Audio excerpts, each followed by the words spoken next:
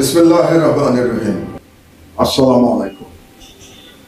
সুপ্রিয় দর্শক শ্রোতা, আজকে আমার সামনে যিনি অতিথি আছেন তার নাম হচ্ছে মেজর জাইদি আহসান হাবিব। তিনি সেই সৌভাগ্যবানদের মধ্যে একজন যিনি বিডিআর ম্যাসাকার থেকে জীবিত ফিরে আসতে পেরেছিলেন আল্লাহর রহমতে, এবং তিনি একজন প্রত্যক্ষদর্শী। আপনার কাছ থেকে আমরা জানবো যে সেদিন আসলে কি ঘটেছিল। দরবার সকাল 8টায় হওয়ার কথা ছিল। কখন হয়েছিল দরবার? সকাল 9টায়। এই 1 ঘন্টা যে দেরি হলো দরবার, কি কারণে দেরি হলো? এটা তো নরমাল না। তো এটা কি নরমাল? এই 1 ঘন্টা দরবার দেরি হওয়া কি নরমাল? স্যার এখানে কোশ্চেন, এখানে প্রশ্ন যে দরবার সেদিন 1 ঘন্টা পরে দেরি হয়েছে। দর্শক, আমরা এই দরবার যে কেন 1 ঘন্টা পরে দেরি হয়েছিল, 1 ঘন্টা পরে শুরু হয়েছিল, এর ইমপ্লিকেশনটা কি সেটা আমরা জানবো। তো আমাকে একটু বলেন তো সেদিন দরবারের পরিস্থিতিটা কিরকম ছিল? দরবার শুরু হচ্ছিল সকাল 9টায়, 9:05 3 অথবা 5 এরকম সময় শুরু হলো স্যার। তো শুরু হওয়ার পরে স্যার কথা মানে বিভিন্ন রকমের হিসাব দিচ্ছিলেন। প্রথমে যে দরবার যেভাবে শুরু হয়, ডিজিবিডিআর যেভাবে শুরু হয়, কোরআন তেলাওয়াত, তারপরে যেটা নর্মাল আর কি, সবাই যেটা জানে এটার বাড়াচ্ছি না। তারপর ডাল ভাতের কথা বলছিলেন। ডাল ভাত নিয়ে উনি বিভিন্ন রকমের যে প্রচারণা চলছিল সেটাকে তিনি খণ্ডন করছিলেন যে এটা আমাদের কত টাকা ইনকাম হচ্ছে, কত টাকা আমরা কোথায় কিভাবে খরচ করছি, হিসাব দেওয়ার চেষ্টা করছিলেন। এই সময় 9:18 স্যার, আমি পরে ব্যাক ক্যালকুলেশন করেছি। হ্যাঁ, কারণ আমি কথা বলেছিলাম জেনারেল তারিখের সাথে 9:37 সেই হিসেবে ব্যাক ক্যালকুলেশন করে আমি দেখলাম যে 9:18 হয়। তো 18 মিনিটে করলো কি স্যার, হাতের বাম পাশে, মানে অর্থাৎ দরবার হলের দক্ষিণ দিক থেকে মঈন আর কায়েস অথবা দুইজন নামটা বলে নিয়ে, একজন নাম সিপাহী মঈন প্রথমে অস্ত্র নিয়ে একটা 7.62 রাইফেল নিয়ে প্রবেশ করলো। প্রবেশ করেই জাস্ট স্যারের কাছে বন্দুক তাক করলো, একদম তার বুক বরাবর জেনারেলের দিকে বন্দুক তাক করলেন। এক বন্দুক তাক করে তার হাত কাঁপছিল স্যার। তারপরে আরেকটা স্যার, সেটা হচ্ছে স্যার ট্রমাতে কাঁপছিল, বিকজ পরবর্তীতে আমি দেখেছি ওই অস্ত্রটা যখন আমরা উদ্ধার করলাম তার সেপটিকেস অফ ছিল। গুলি মানে তার সেপটিকেস অন করে যে গুলি করবে এইটা তার নার্ভাসনেস জন্য সে করতে পারেনি, এবং গুলি যেহেতু বের হচ্ছিল না এই জন্য আরো সে নার্ভাস হয়ে যাচ্ছে, এই কারণে সে কাঁপতেছিল। তখন ওর সাথে সাথে ওই এডিসি তাকে ধরে ফেললো, এবং পাশে সে বসা ছিল হচ্ছে এডিজি স্যার। স্যার ধরে ফেললেন, যখন স্যার ধরে ফেললেন তখন সে পড়ে গেল, এবং পড়ে গিয়ে সে ভান করলো, ফেইন্ট হল। তো ওই সময় স্যার সাথে সাথে তখন আমরা যারা জুনিয়র অফিসার ছিলাম দৌড়ে গেলাম স্যার, দৌড়ে গিয়ে তারপরে কয়েকজন অফিসার তার বুটলেস দ্বারা তার পা বেঁধে দিল। তো সে হাইসা বলে এই বুটলেস পড়া দরকার নেই, খুলে দাও, এবং বললেন যে এটা এরকম হলো কেন, ডিওটি এরকম হলো কেন, এটা তো হওয়ার কথা ছিল না, তুমি সবাইকে বলো, সবাইকে আবার বলো আসতে, দরবার আবার শুরু হবে। তো আমি তো স্যার টাইম ওই সময় আমি ফুলবাড়ি থেকে গিয়েছিলাম। আমার ওই দিন আমাকে আমার জন্য ওই দরবারটা হয়েছিল, আমার পুরস্কার পাওয়ার কথা ছিল। আমি মাদক দ্রব্য ধরাতে সারা বাংলাদেশের মধ্যে প্রথম হয়েছিলাম, মেডেল পাওয়ার কথা ছিল। তো এখন আমি যেতেছি গ্রাউন্ড সোলজার, হ্যাঁ, তো আমি তো ডাকা শুনতে এই সব ভিতরে হ্যাঁ তোরা কই বাড়ি যাচ্ছিস, মানে আপনি ঠান্ডা করবার চেষ্টা করছিলেন, হ্যাঁ, মানে বিশৃঙ্খলাটাকে শৃঙ্খলার মধ্যে আনার চেষ্টা করছিলাম। তো এখন পিছনে যে যখন গুলি করতে পারলো না স্যার, তখন পিছন থেকে একটা সৈনিক, যে আরেকজন নাম বললাম, ওর নামটা ভুলে গেলাম, কালাম না কাশেম, ও বাড়ি চলে গেল। বাড়ি চলে গিয়ে একটা ফায়ার করলো। ফায়ার করার সাথে সাথে জাগো একটা ধ্বনি আসলো। এই জাগো ধ্বনি করে সবাই জাগো বলে যে যেদিকে পারে চলে গেল। তো এই জাগো ধ্বনি, এটা একটা কোশ্চেন স্যার, সবাই কেন ওই জাগো বলার সাথে সাথে সবাই কেন পালিয়ে গেল বা সবাই কেন চলে গেল? এটা কোড ওয়ার্ড, এই কোড ওয়ার্ডের মাধ্যমে সব চলে গেল। তখন আমরা ডিজি মহোদয়ের কথা উপর ভিত্তিতে সবাইকে ডাকলাম, কেউ আসলো না। যখন আসতেছে না স্যার, তখন ডিজি মহোদয় ওই স্টেজ থেকে নিচে নামলেন। তখন আমরা সবাই নামলাম, সবাই ডাকছি।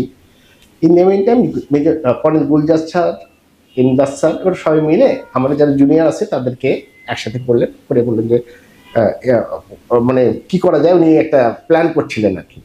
তো ইন দ্য মিন টাইম বাইরে দূর থেকে আস্তে আস্তে ফায়ার হচ্ছে, একটা দুটো ফায়ার হচ্ছে, আস্তে আস্তে আস্তে আস্তে গুলির তীব্রতা বাড়তে থাকে। যখন আরো বাড়তে থাকে তখন আস্তে আস্তে দেখলাম যে সৈনিকরা আস্তে আস্তে ঘেরাও করছে আমাদেরকে তিন দিক থেকে। তখন ঘেরাও করছে, তখন একটা সৈনিক সামনে চলে আসছে, ওর হাতে একটা অস্ত্র ছিল। ওই সময় গুলজার স্যার বললেন যে ওই অস্ত্রটা নেওয়ার জন্য। তখন মবিন ক্যাপ্টেন অথবা মেজর, ওই সময় ক্যাপ্টেন ছিল মনে হয়, ওই ক্যাপ্টেন মবিনও অনেক জুনিয়র অফিসার, ও কোলিং করে যে সামনে যে নিয়ে ওদের সে পিছনে চলে গেছে আর দিতে পারেনি। তো একটা অস্ত্র নেওয়ার অর্থ হচ্ছে স্যার আমাদের কাছে তখন একটা অস্ত্র ছিল যে ওই মইন যে অস্ত্রটা নিয়ে আসছে সেই অস্ত্রটা আমরা আনলোড করলাম, আনলোড করে দেখলাম 6টা গুলি আছে 7.62 রাইফেলের। তো ওখানে যদি একটা অস্ত্র পাওয়া যায় এবং আরেকটা যদি অস্ত্র থাকে স্যার, তাহলে আমরা মানে সুবিধা হবে, নিজেদের বাঁচানোর জন্য সুবিধা হবে। তো এই জন্য স্যার আরেকটা অস্ত্র চাচ্ছিল, একটা অস্ত্র পাইনি আমরা। যখন পেলাম না তখন এই ইন্ডামেন্টে বিভিন্ন জায়গায় ফোন করা শুরু করলো, যে যেভাবে পারে। হ্যাঁ, তো এই সময় হঠাৎ করে আমার মাথায় আসলো যে আমার তো সিও ডিফেন্স অ্যাডভাইজার, আমার সিও মানে commanding officer, I directly rank to him. তো স্যারকে বললাম যে স্যার আমি ইয়াতে মেজর জাহিদ স্যার, একটু আগেই আমাদের এখানে একটা ইনসিডেন্ট ঘটনা ঘটছে, জিজি মহোদয়কে মারতে আসলে মারতে পারিনি স্যার, আপনি একটু জিজি মহোদয়ের সাথে কথা বলেন স্যার। বলে আমি মোবাইলটা জিজি মহোদয়কে দিই, জিজি মহোদয় আমার পাশে ছিলেন, জেনারেল শাকিল। তো স্যার নিয়ে কথা বলছেন, তো বুঝলাম যে কথা বলতে পারলেন না, হয়তো ওর দিক থেকে কেটে দিয়েছিল, এই যে মনে হলো আমার।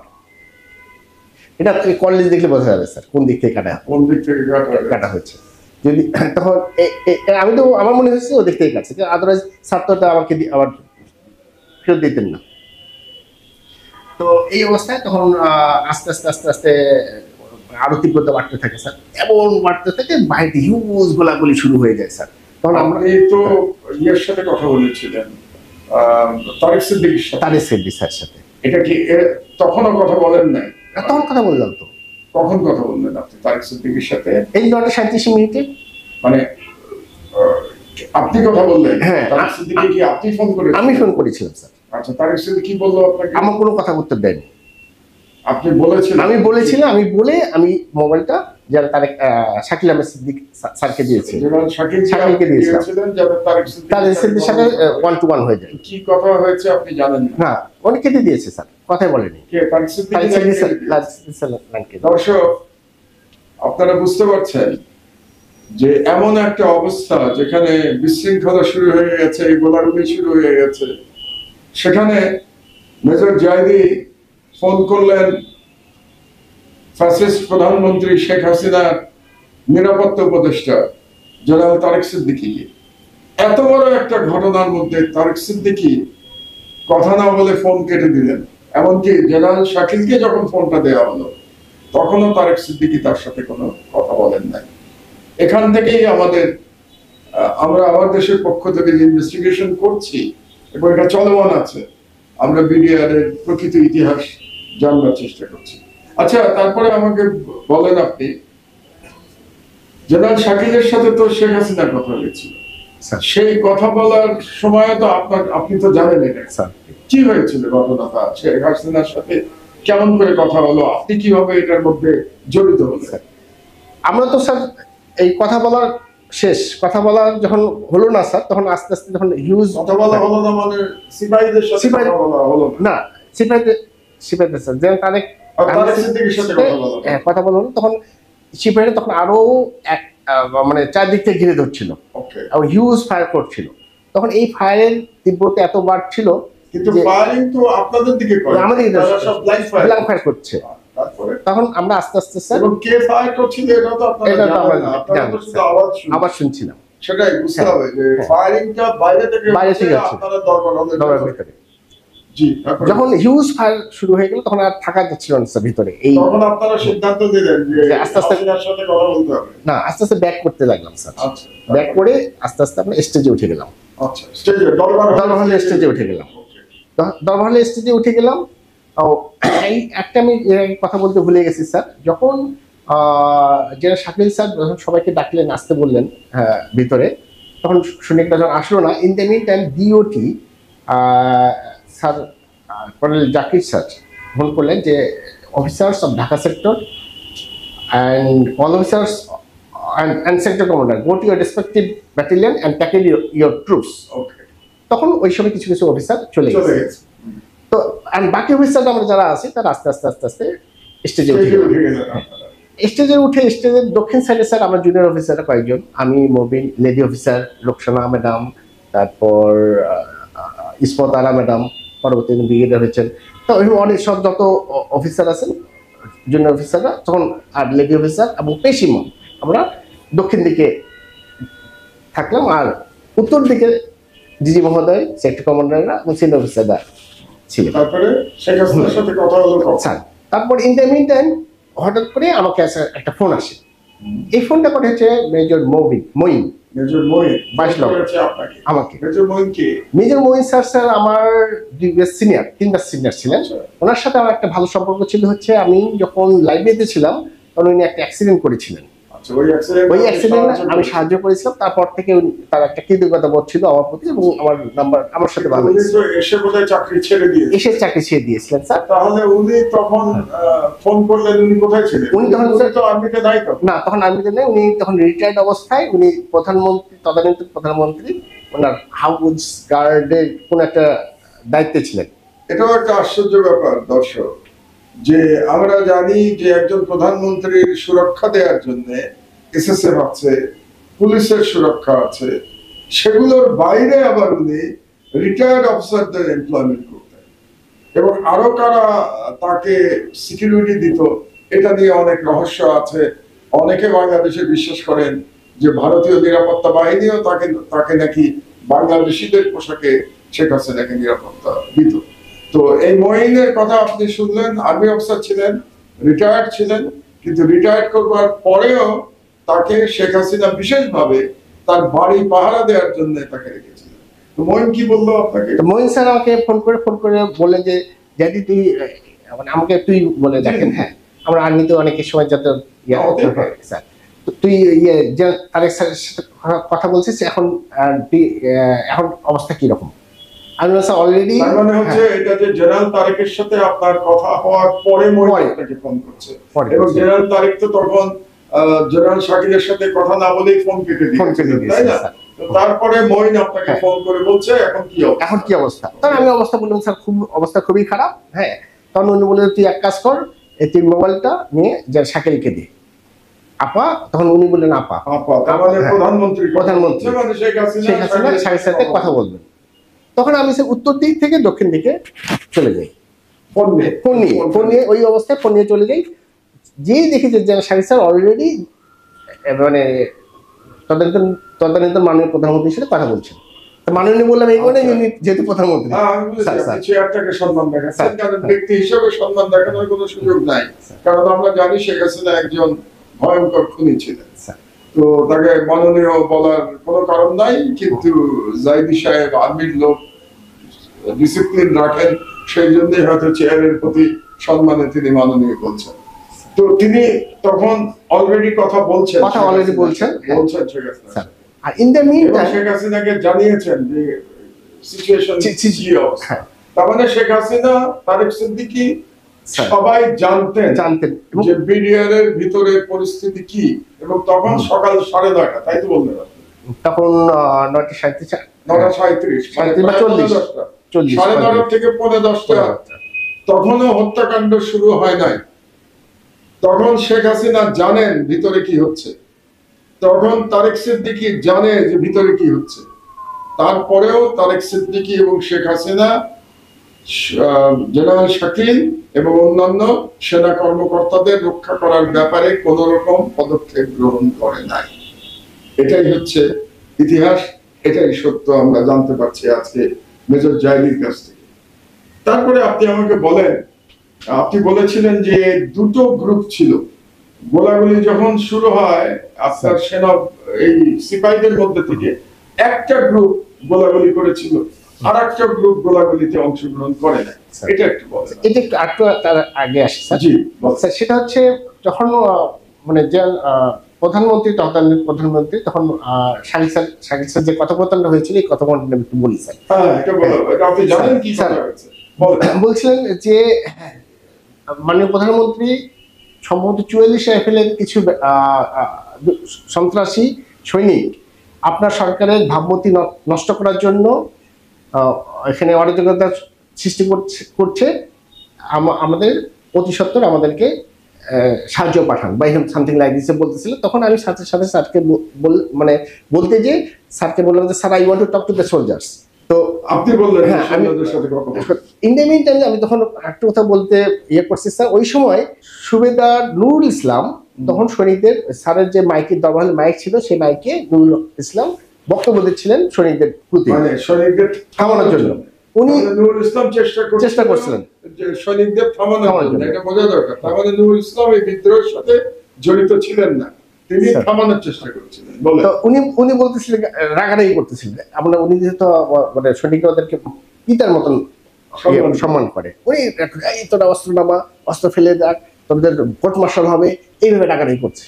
তখন আমার মাথার মধ্যে আসলে যে এইভাবে না করে একটু সফট ওয়েতে বলি, ঠান্ডা হয়ে বলি।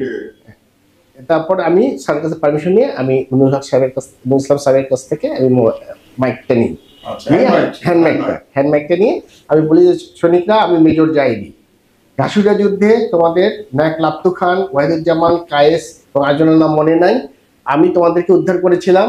আমি নিজের জীবন বাজি রেখে তোমাদেরকে উদ্ধার করতে যদি যেতে পারি, তোমরা আজকে আমার কথা শুনবা, এটা আমার দাবি। তোমরা আমার কথা শুনো, তোমরা অস্ত্র ফেলে ভিতরে আসো।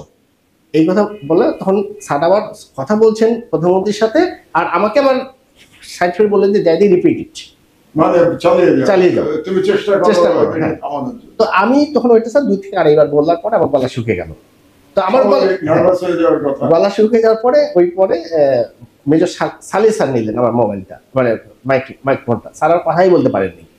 যখন কথা বলতে পারেনি তখন ইমদাদ স্যার নিলেন, নিয়ে কমান্ডার ইমদাদ। তো কমান্ডার ইমদাদ নিয়ে উনি বলতেছিলেন যে বাবারা, আমার টোনেই আর কি, বাবারা আমি র্যাবে থাকাকালীন সময় তোমরা অনেকেই আমার সাথে অনেক অপারেশন করেছো, তোমরা অস্ত্র ফেলে আসো, তোমাদের সাথে আমাদের কথা আছে, আমি তোমাদের সমস্ত দাবি দেওয়া মেনে নেওয়া হলো, তোমরা আসো বাবারা, কথা বলো। এই কথা বলার সাথে সাথেই স্যার ওরা ভিতরে একদম ঢুকে পড়লো, মানে ফায়ার করতে করতে। যখন ফায়ার করতে করতে ঢুকে গেল স্যার, আমি তো স্যার গ্রাউন্ড সোলজার, তো আমি করছি পর্দা ফেলে একদম সামনে চলে আসছি। আমি থাম, অস্ত্র ফেলা, তোরা গুলি করবে না, আমি তো ওদেরকে বাঁচিয়েছিলাম। হ্যাঁ, এই বলার সাথে সাথে স্যার কিছুক্ষণ পরে ওরা অস্ত্র ইনস্ট্রুমেন্ট গুলি করতেছিল। তো স্যার, তো আমার পিছনে একটা পিলার ছিল, ওই পিলারটা এসএস পাইপটা মোড়ানো। পরবর্তী বুঝতে পারলাম ওখানে গুলি লেগে আমাকে পিছনটা ধাঁধা হয়ে গেল। আমার মানে আপনার স্প্লিন্টার লাগলো স্যার, স্প্লিন্টার লেগে আপনার পিছনটা ধাঁধা হয়ে আপনি প্রথম আহত হলেন স্যার। আমি স্টেজ থেকে পড়ে গেলাম স্যার। যখন পড়ে গেলাম তখন 2 জন সৈনিক আমার কাছে চলে আসলো, দৌড়ে আসে, বললো যে স্যার, আমার লাপ্তু খানের আপনার নমরি, বা আমরা বুঝতে পারছি আপনি কে স্যার, আপনি আসেন। দর্শকরা আপনারা বুঝতে পারছেন যে লাটু খানের কাহিনী আমি কেন আগে বলেছিলাম। এই লাটু খানের কাহিনীর সাথে আজকে যে মেজর জায়দি আজকে এখানে জীবিত আছেন, এটা জড়িত।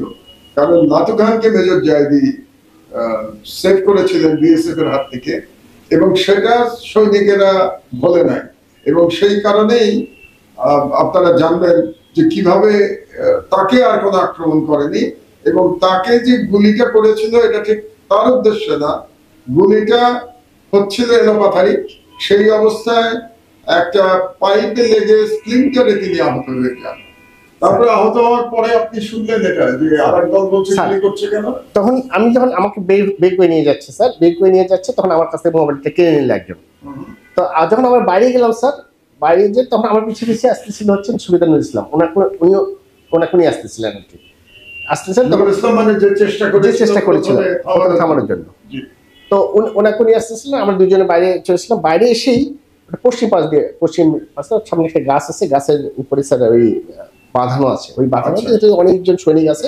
সব সৈনিকরা ওই মশারির ডান্ডা, যেটা 400 রড দিয়ে যে সামনের দিকে 30 মতো থাকে স্যার, ওইটা হাতে নিয়েছিল। ওইটা দিয়ে আমাকে এলো পাঠে মার শুরু করে দিল স্যার। মার শুরু করে দেওয়ার সাথে সাথে স্যার আমি তখন ওই সুবিধা নুরুল ইসলাম সামনে চলে আসলো, সামনে চলে আসে এই মার্কেটে স্যার ভালো মানুষ, নুরুল ইসলাম আপনাকে বাঁচানোর চেষ্টা করছে। হ্যাঁ, তো এইটা বলার সাথে ওই একজন ওইটা দিয়ে বেরোনেটের মধ্যে করে ওইটা দিয়ে ভুতা দিয়ে দিচ্ছে স্যার আমার পেটে না লাগে লাগলো হচ্ছে আমাকে সামনে ওনার পেটে লাগলো, ওনার পেট দিয়ে ফিনকি দিয়ে রক্ত পড়লো, এটা আমি নিজ চোখে দেখেছি।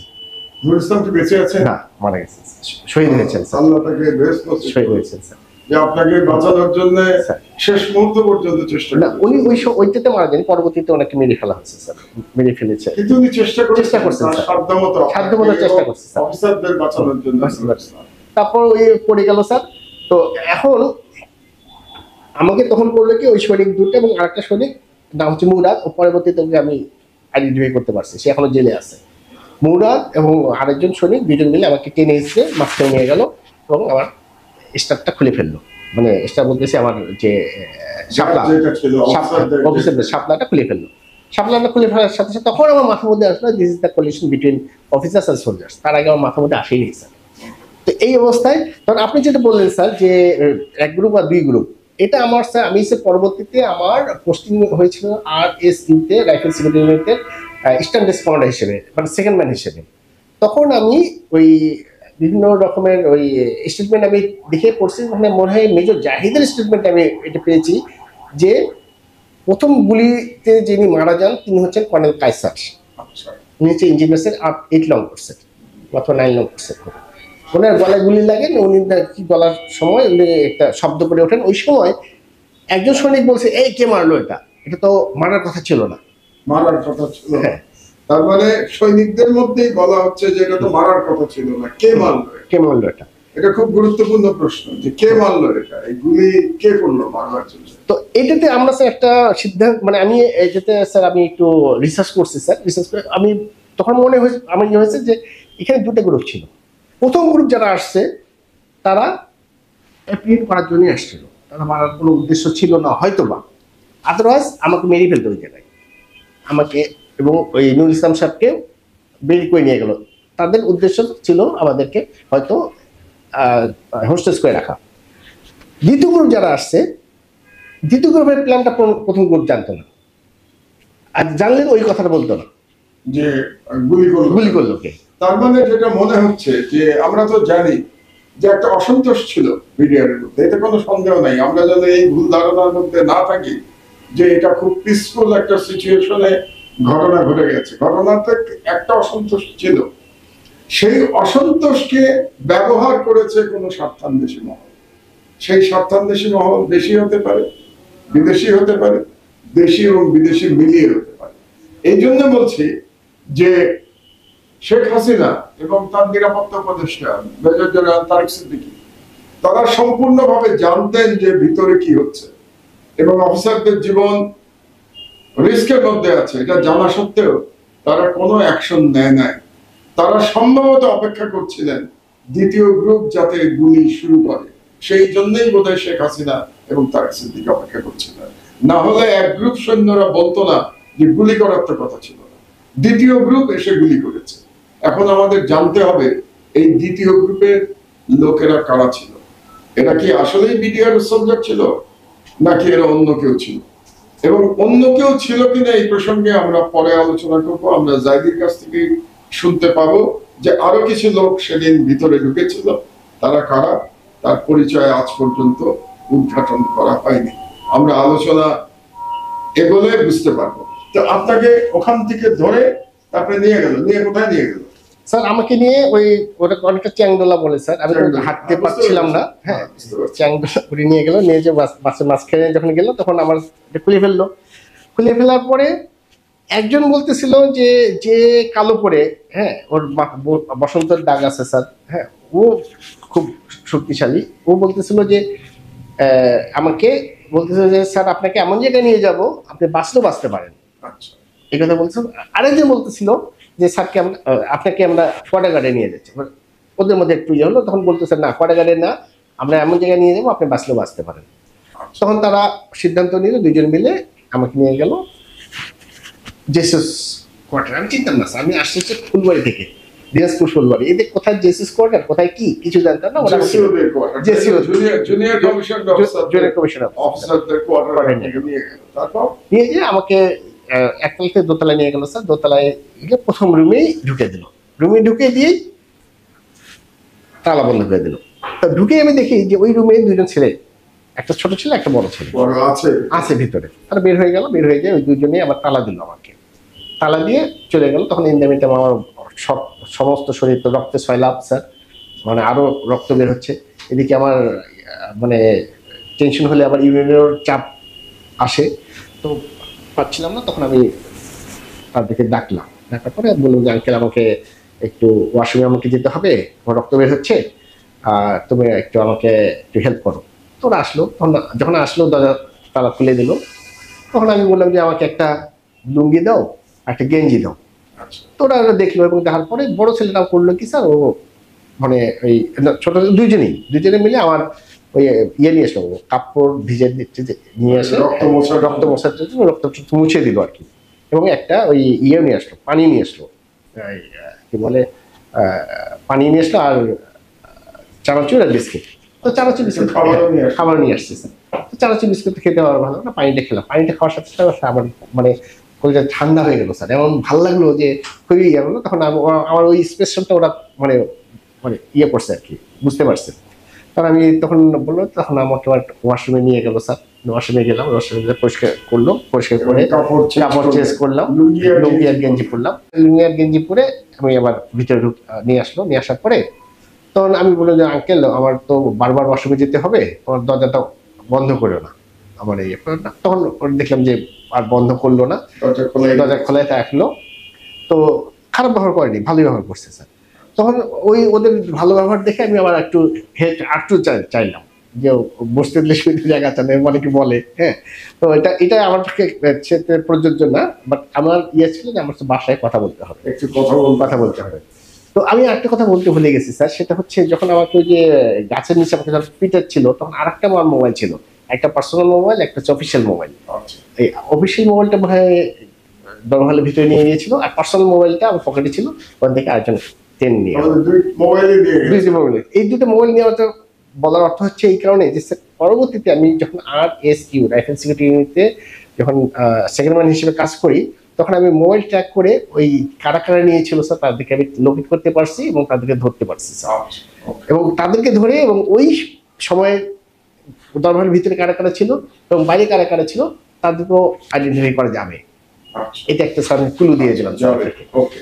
যদি আমরা মানে তদন্ত জানা যাবে। আচ্ছা, তারপরে আপনি ওই বাড়িতে থাকলেন, তো ওরা মোবাইল দিল আপনাকে? ওরা মোবাইল দিয়েছে স্যার, এবং বলছে স্ত্রীর সাথে কথা বলেছে। হ্যাঁ, তো আমি তখন সাথে সাথে আমি আমার ওয়াইফের সাথে কথা বলি। হ্যাঁ, ওয়াইফের সাথে কথা বলো, তো কান্নাকাটি করতেছিল স্যার, ইয়ে করতেছিল। তখন আমি আরেকটা তখন আগে করেছি, আমি ওই সময় আমি সাথে সাথে আমি নিজের মোবাইল ট্রেনিং করি, নিজের মোবাইল নাম্বার আমার কাছে ছিল, আমার মাথায় মুখস্থ ছিল। মানে যে লাইব্রেরিতে আপনার সাথে আমার সাথে ছিল, সকালে কথা হয়েছে, শেখ হাসিনার বাড়ি দেখাশোনা করে, তাকে আবার ফোন করলেন? আমি আবার ফোন করলাম। আমি ফোন করে আমি জানালাম যে স্যার মানে ধরুন যে স্যার বলছি তুই এখানে কিভাবে আসলি, তোর এখানে মানে এটা তো অ্যাবসার্ড, তুই কিভাবে এখানে চলে আসলি, কি বল ঘটনা কি। আমি ঘটনা পরে শুনিয়ে স্যার, আগে আপনি আমাকে মানে আমাকে এখান থেকে উদ্ধার করেন, আমি বাঁচানোর ব্যবস্থা করেন, আর ইয়েতে আর আমি তার আগে শুনে নিয়েছি এটা কার বাসা। তা আমি বললাম এটা হচ্ছে 24 রাইফেল ব্যাটালিয়নের গোফরানের বাসা, আমার সুবেদার গোফরান। সুবেদার বাড়িতে ছিলেন, ওই বাড়িটা ছিল সুবেদার গোফরানের। এই নামটাও মনে রাখা দরকার আমাদের, এরপরে আমরা আলোচনায় আসবো। তো আমি বললাম এটা 24 রাইফেল ব্যাটালিয়নের সুবেদার গোফরান সাহেবের বাসার লোকেশন দিলাম। আমি আবার ডানে আর্মিতে যেভাবে স্যার দিক নির্দেশনা আমাদের শেখানো হয় সবকিছু বলে দিলাম, লোকেশনটা আমি বলে দিলাম আমি। তো ওই বলে দেওয়ার পরে বললো যে ঠিক আছে, তাহলে আমরা তোকে বাচ্চাদের জন্য ইয়ে করবো, আর তুই এক কাজ করবি, আমাকে কখনো তুই আর স্যার বলবি না, তুই বলবি যে আমার বড় ভাই। হ্যাঁ, বড় ভাই প্রধানমন্ত্রীর অফিসে চাকরি করেন, হ্যাঁ, বা PS এভাবে বলবি। তো আমি ঠিক আছে স্যার, আমি আবার স্যার বলতেছিস, তো এইভাবে বলতে বলতে তখন এই কথাটা আবার ওই সে বরুণ সেটা ক্যাচ করছে স্যার, ক্যাচ করতে পারছেন। তখন আমি বলতেছিলাম যে বলুন তুমি আমাকে একটু বলো এখানে মানে এটা কার বাসা, তখন বললো গোফরানের বাসা বললো। না তখন বলা হয় না। তখন আমি বললাম যে এখানে আমি এখানে আসছি, তোমরা এটা কার মানে তখন আমি এটা বারবার ভুলে যাচ্ছি একটু স্বাভাবিক, এটা অসুবিধা নাই, এটা স্বাভাবিক। আপনার এইসব দিনের স্মৃতি বলা খুব কঠিন, অনেক আগে বুঝতে পারি আপনার মানসিক অবস্থা। আপনি ওই বাড়িতে আর কি পাহারা ছিল, মানে ওই বাড়িতে ওই বরুণ তো একজন সিপাহী তাই না, সে তো সিপাহী ছিল, ওই বাড়ির সামনে বা নিচে, মানে আপনি তো দোতলায় ছিলেন, আমি দোতলায় তো নিচের তলায় এবং সামনে কি অন্য? এখন মনে আসতেছে স্যার। তো এখন ওই বরুণকে আমি বললাম যে এটা কার বাসা, বরুণ বললে যে গোফরানের বাসা। তো বললো যে গোফরানের সাথে অলরেডি সংবাদ দেওয়া হয়েছে, উনি আসছেন, আপনি ওয়েট করেন। তো কিছুক্ষণ পরে দেখলাম যে গোফরানের সাথে ধন্ততন্ত করে আসলেন ওই এসএমজি সহকারে, অনেক উঁচা লম্বা, মানে আপনি তো খুব নার্ভাস হয়ে গেছেন। আমি তো নার্ভাস হয়ে গেছি স্যার। গোফরান কেমন ব্যবহার আপনার সাথে করবে আপনি তো জানেন? আমি জানতাম না স্যার। উনি এসেই রুম দিয়ে ভিতরে ঢুকতেছেন, তখন আমি করছি কি রুম থেকে খুলে ওনার পিছিয়ে পিছিয়ে গেলাম।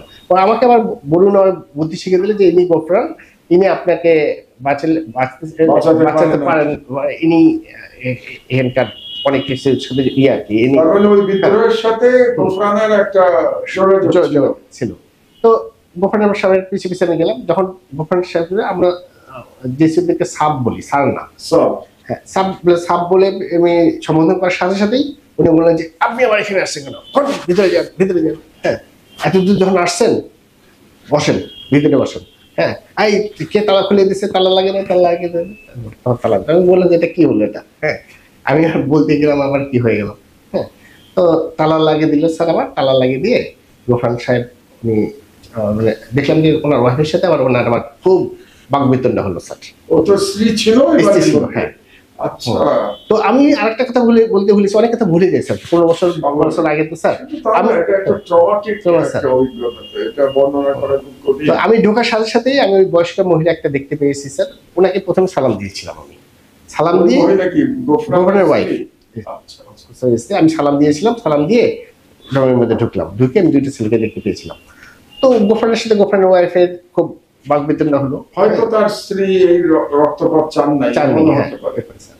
বাকবিতণ্ডা হলো, বাকবিতণ্ডা হয়ে উনি চলে গেলেন গোফরান সাহেব চলে গেলেন। তখন আমি আবার দেখলাম আমার ইউরিনের চাপ লাগতেছিল স্যার, আমার ট্রমাতে তো হয়ে যায় আমার, তখন আমার রক্ত বেরোচ্ছিল। আমি সংবাদ দিলাম, ওরা আবার আসলো, আসার পরে বললাম যে আবার আসি, আবার সেবা শুশ্রূষা করলো। করার পরে আমি বললাম যে আঙ্কেল তোমরা দরজা তালা দিও না, তবে আমাকে বারবার যেতে হচ্ছে ওয়াশরুমে। তো উনি বলে যে তখন বড় ছেলেটা আবার বললো যে ঠিক আছে আপনি একটু বাইরে আসেন। বাইরে এসে বললো যে আপনি পালানোর চেষ্টা করিয়েন না, আপনি একটু আসেন, বাইরে এসে দেখলো যে সামনে আমার গেটের সামনে 2জন সৈনিক অস্ত্র সহ, নিচতলায় 2জন সৈনিক অস্ত্র সহ, 4 জন অস্ত্র সহ আছে, পালানো কোনোভাবে সম্ভব না।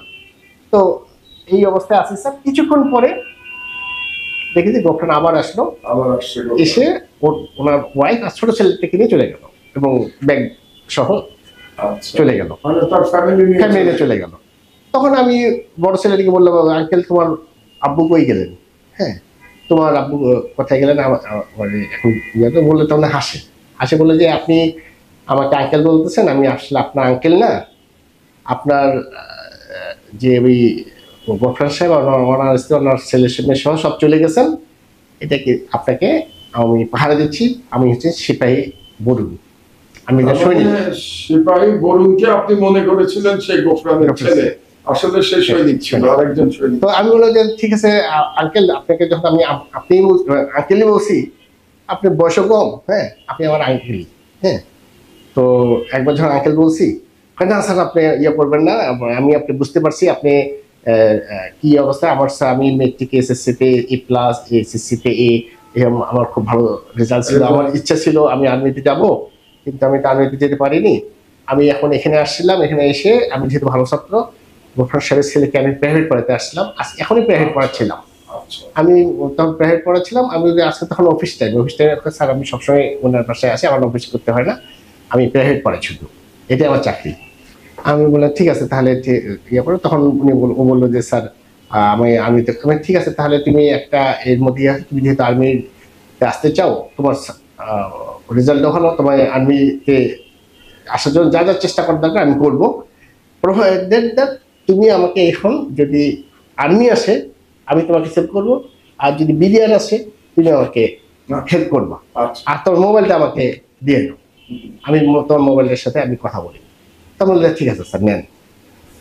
এই অবস্থায় তখন ও বললো স্যার আমি বুঝতে পারছি স্যার আপনার লিঙ্ক কোথায়। হ্যাঁ লিঙ্ক কোথায় মানে কি বলতো স্যার প্রধানমন্ত্রীর দপ্তরের সাথে আপনি কথা বললেন। আমি কি হ্যাঁ আমার কথা বললাম, উনি তো আমার বড় ভাই বললো, কারণ আপনার বড় ভাই এইভাবে কথাটা তো হচ্ছিল আর কি। কথা হয়ে তার সাথে মোটামুটি আমার একটা আন্ডারস্ট্যান্ডিং বা বন্ধুত্বপূর্ণ সম্পর্ক গড়ে উঠলো স্যার। তো এই অবস্থায় থাকতে থাকতে কিছুক্ষণ পরে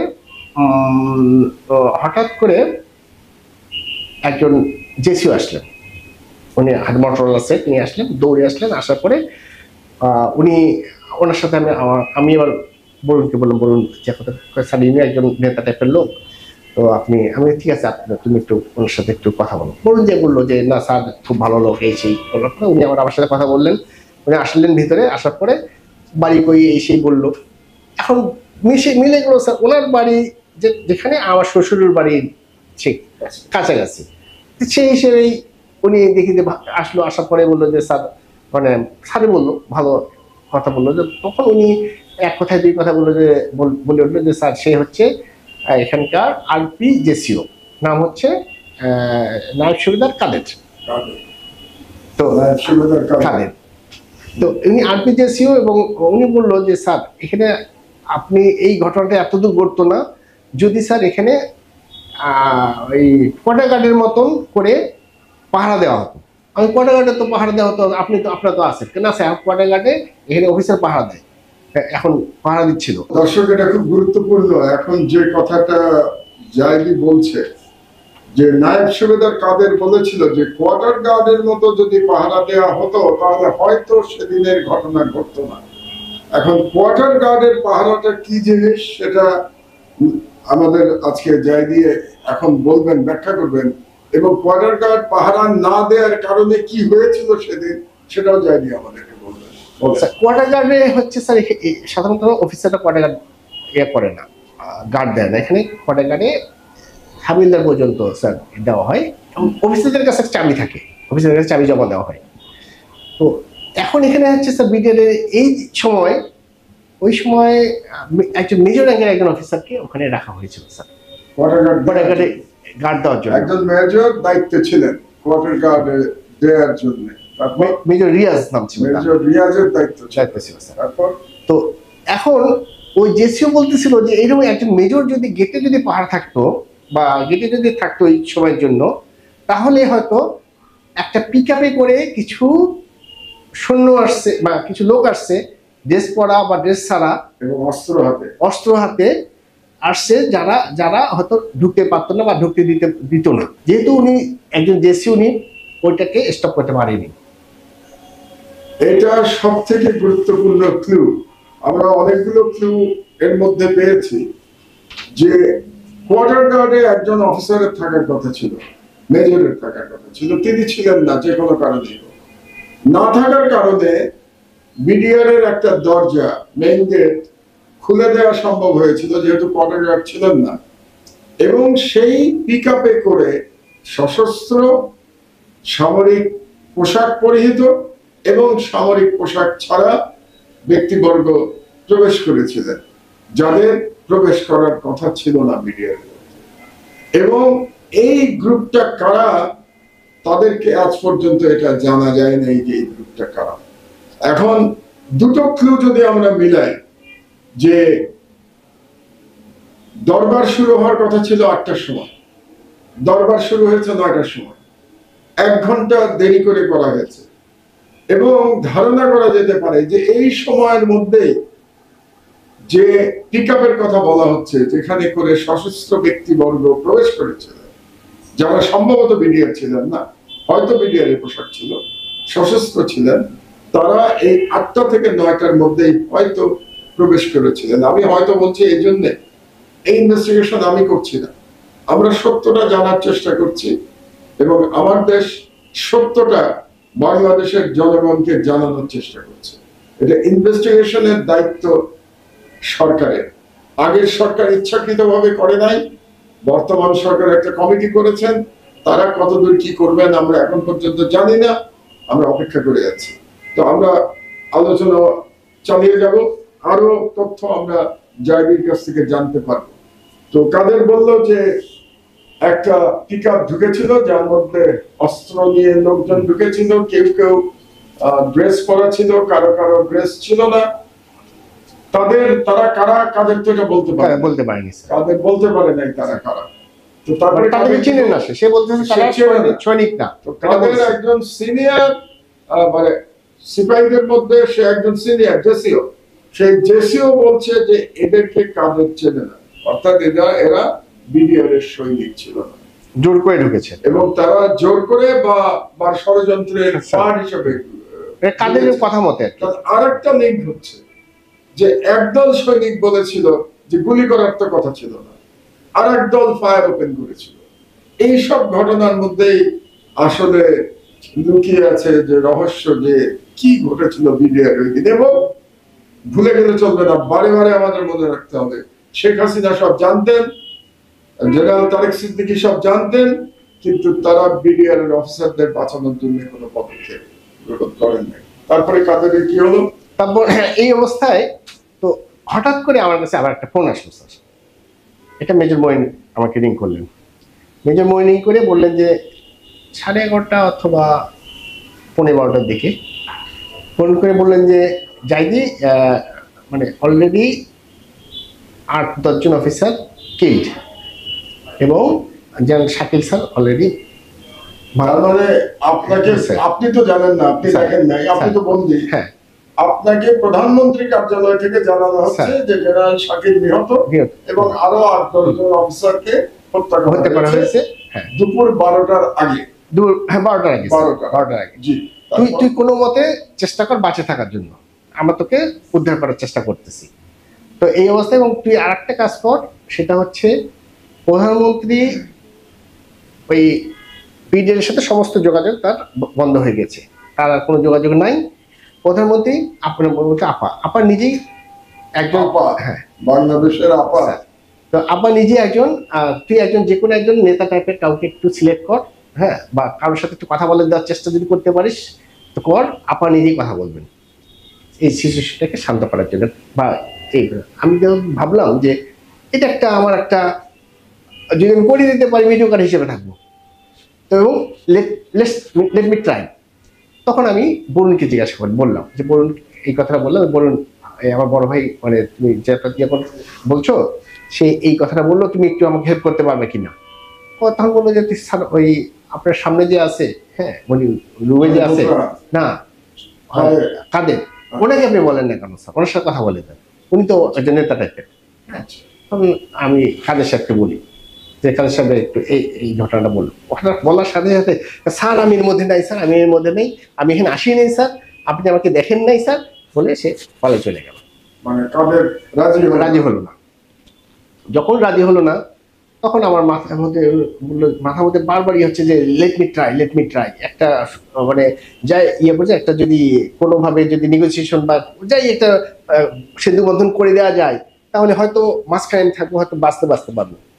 বা এটাও আমি আমার মনের মধ্যে আসতেছে, আবার একটা মনের মধ্যে আসতেছে যে একটু দেখি চেষ্টা করি, যেহেতু আমি সৈনিক, দেখি চেষ্টা করি।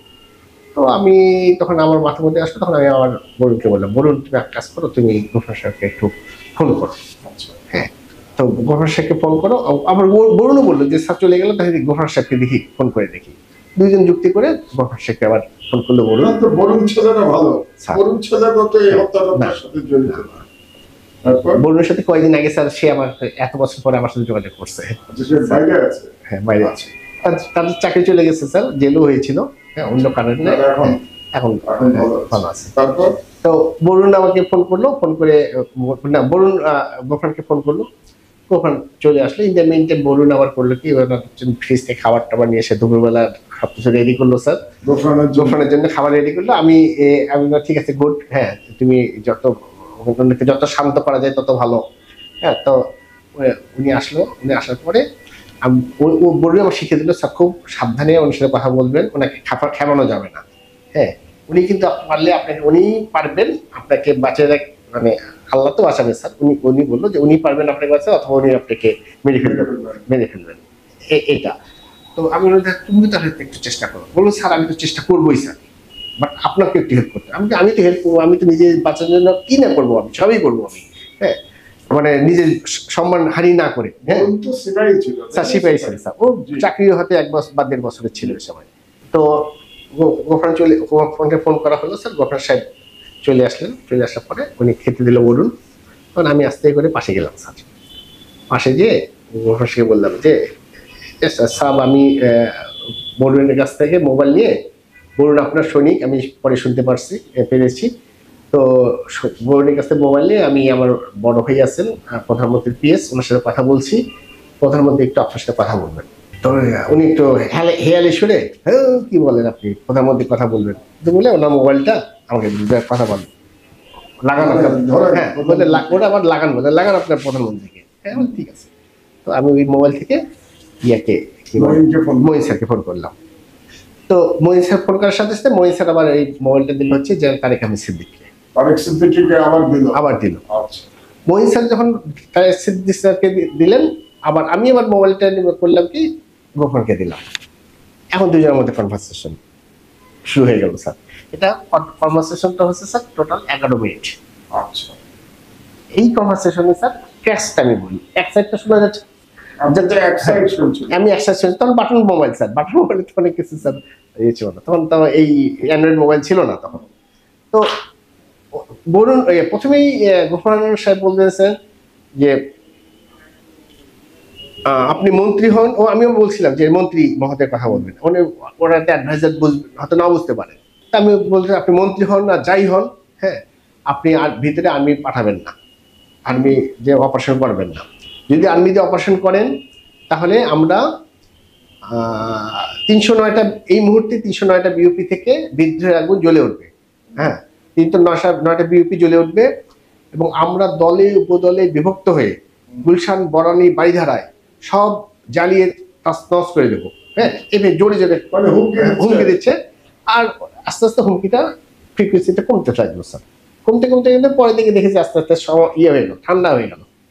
ঠান্ডা হয়ে তখন বুঝলাম যে উনি ম্যানেজ করছেন আর কি, বা উনি এটাকে শান্ত করছেন।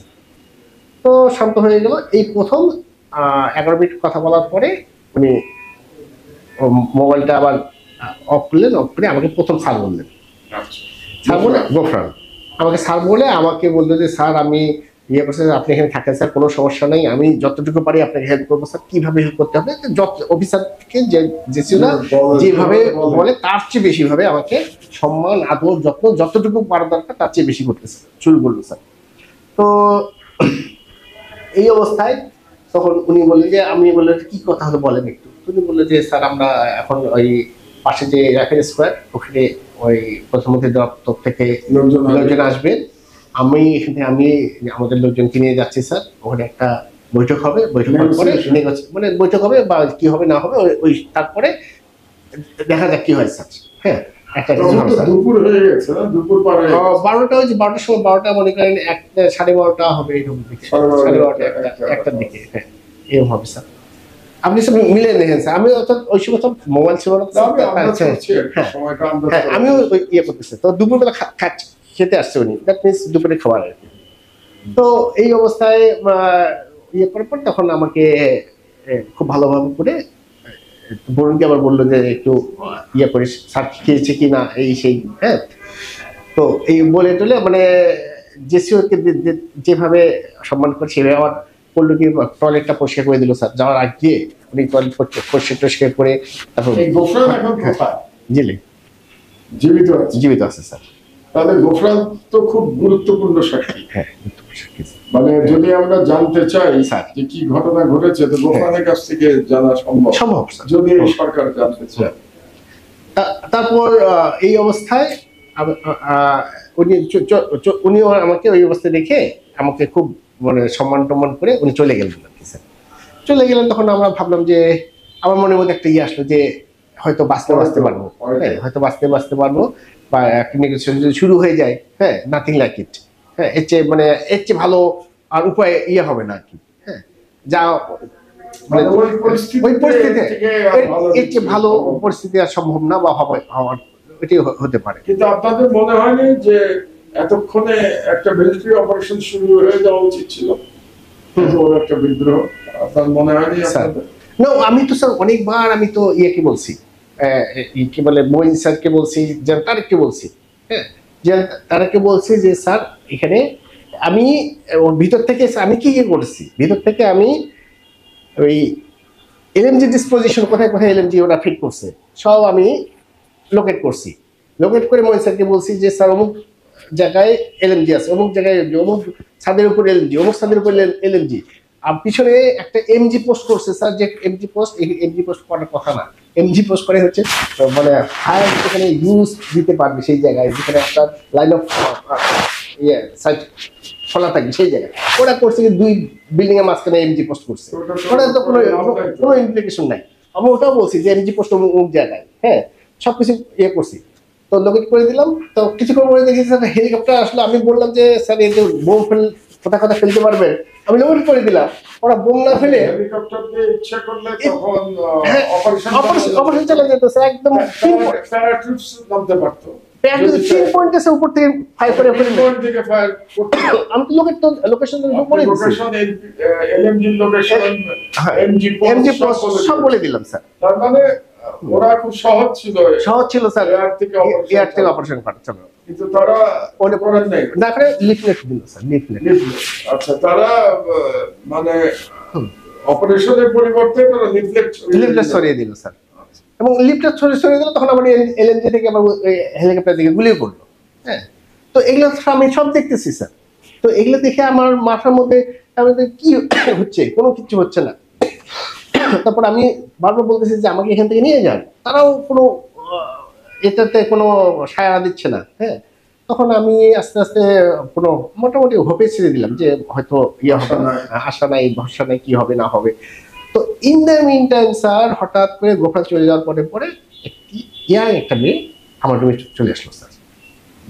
মেয়ে কোথা থেকে আসলো? এটা ঘটনা আছে স্যার। নাম হচ্ছে তার লুনা স্যার। কোথেকে আসলো এই লুনা স্যার? তো সেদিকে হন্তদন্ত করে ঢুকে, হ্যাঁ কান্নাকাটি ইয়ে করতেছে, ফোন করতেছে। এটা সব থেকে গুরুত্বপূর্ণ ক্লু। আমরা অনেকগুলো ক্লু এর মধ্যে পেয়েছি যে কোয়ার্টার গার্ডে একজন অফিসারের থাকার কথা ছিল, মেজরের থাকার কথা ছিল, তিনি ছিলেন না যে কোনো কারণে। না থাকার কারণে বিডিআর এর একটা দরজা, মেইন গেট খুলে দেওয়া সম্ভব হয়েছিল যেহেতু কোয়ার্টার গার্ড ছিলেন না। এবং সেই পিকআপে করে সশস্ত্র সামরিক পোশাক পরিহিত এবং সামরিক পোশাক ছাড়া ব্যক্তিবর্গ প্রবেশ করেছিলেন, যাদের প্রবেশ করার কথা ছিল না বিডিআর। এবং এই গ্রুপটা কারা তাদেরকে আজ পর্যন্ত এটা জানা যায় না যে এই গ্রুপটা কারা। এখন দুটো ক্লু যদি আমরা মিলাই, যে দরবার শুরু হওয়ার কথা ছিল 8টার সময়, দরবার শুরু হয়েছে 9টার সময়, 1 ঘন্টা দেরি করে করা হয়েছে। এবং ধারণা করা যেতে পারে যে এই সময়ের মধ্যে যে পিকআপের কথা বলা হচ্ছে, যেখানে করে সশস্ত্র ব্যক্তিবর্গ প্রবেশ করেছিলেন, যারা সম্ভবত বিডিআর ছিলেন না, হয়তো বিডিআর এর পোশাক ছিল, সশস্ত্র ছিলেন, তারা এই 8টা থেকে 9টার মধ্যেই হয়তো প্রবেশ করেছিলেন। আমি হয়তো বলছি এই জন্য এই ইনভেস্টিগেশন আমি করছি না, আমরা সত্যটা জানার চেষ্টা করছি এবং আমার দেশ সত্যটা বাংলাদেশের জনগণকে জানানোর চেষ্টা করছে। এটা ইনভেস্টিগেশনের দায়িত্ব সরকারের। আগের সরকার ইচ্ছাকৃতভাবে করে নাই, বর্তমান সরকার একটা কমিটি করেছেন, তারা কতদূর কি করবেন আমরা এখন পর্যন্ত জানি না, আমরা অপেক্ষা করে যাচ্ছি। তো আমরা আলোচনা চালিয়ে যাব, আরো তথ্য আমরা জায়গির কাছ থেকে জানতে পারবো। তো কাদের বললো যে একটা পিকআপ ঢুকেছিল যার মধ্যে অস্ত্র নিয়ে লোকজন ঢুকেছিল, কেউ কেউ ড্রেস পরা ছিল, কারো কারো ড্রেস ছিল না। তারা কারা, কাদের তো এটা বলতে পারেনি, কাদের বলতে পারে নাই তারা কারা। তো তারপরে তাদের চিনেন না, সে বলতেছে তারা সৈনিক না। তো কাদের একজন সিনিয়র, মানে সিপাহীদের মধ্যে সে একজন সিনিয়র জেসিও, সেই জেসিও বলছে যে এদেরকে কাদের চেনে না, অর্থাৎ এরা বিডিআর এর সৈনিক ছিল না, জোর করে ঢুকেছে এবং তারা জোর করে বা ষড়যন্ত্রের পার্ট হিসেবে কাদের কথা মতে। আর একটা লিঙ্ক হচ্ছে যে একদল সৈনিক বলেছিল যে গুলি করার তো কথা ছিল না, আর একদল ফায়ার ওপেন করেছিল। এই সব ঘটনার মধ্যেই আসলে লুকিয়ে আছে যে রহস্য, যে কি ঘটেছিল বিডিআর ওই দিন। এবং ভুলে গেলে চলবে না, বারে বারে আমাদের মনে রাখতে হবে, শেখ হাসিনা সব জানতেন, জেনারেল তারেক সিদ্দিকী সব জানতেন, কিন্তু তারা বিডিআর এর অফিসারদের বাঁচানোর জন্য কোনো পদক্ষেপ গ্রহণ করেন নাই। তারপরে কাদের কি হলো? তারপর এই অবস্থায় তো হঠাৎ করে আমার কাছে আবার একটা ফোন আসলো স্যার। এটা মেজর মইন আমাকে রিং করলেন। মেজর মইন করে বললেন যে 11:30 অথবা 11:15টার দিকে ফোন করে বললেন যে জাইদি, মানে অলরেডি 8-10 জন অফিসার কিল্ড, এবং জেনারেল শাকিল স্যার অলরেডি।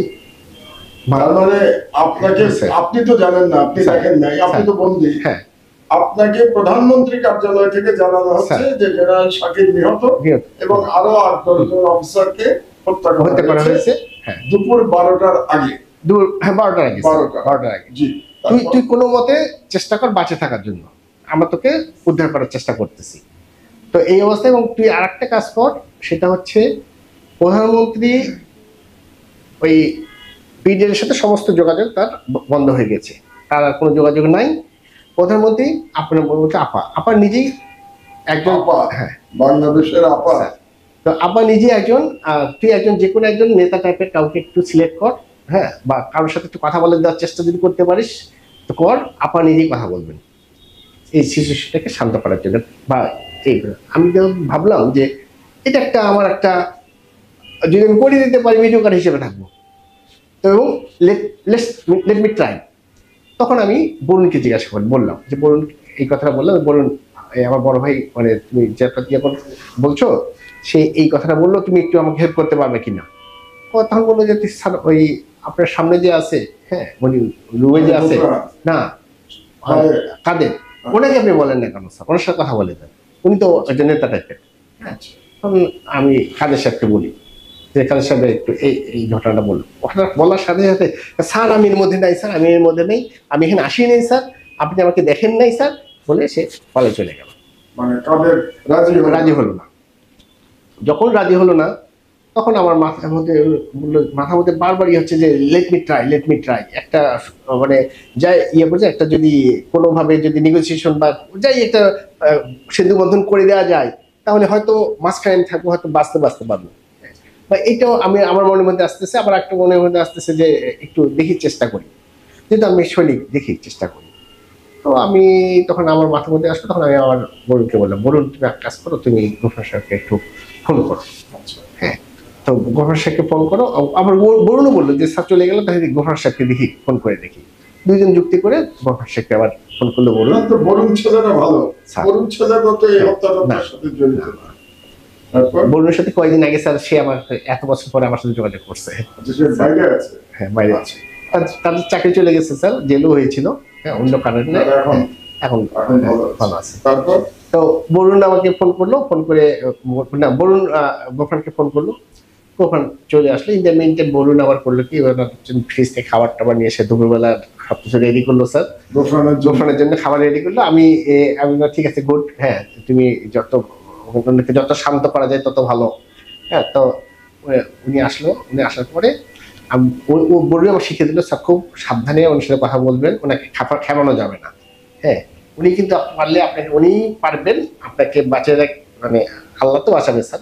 উনি বললো যে উনি পারবেন আপনাকে বাঁচাতে, অথবা উনি আপনাকে মেরে ফেলবেন এটা। তো আমি বললাম তুমি তাহলে একটু চেষ্টা করো। বললো স্যার আমি তো চেষ্টা করবোই স্যার, বাট আপনাকে একটু হেল্প করতে। আমি তো হেল্প করবো, আমি তো নিজে বাঁচার জন্য কি না করবো, আমি সবই করবো আমি।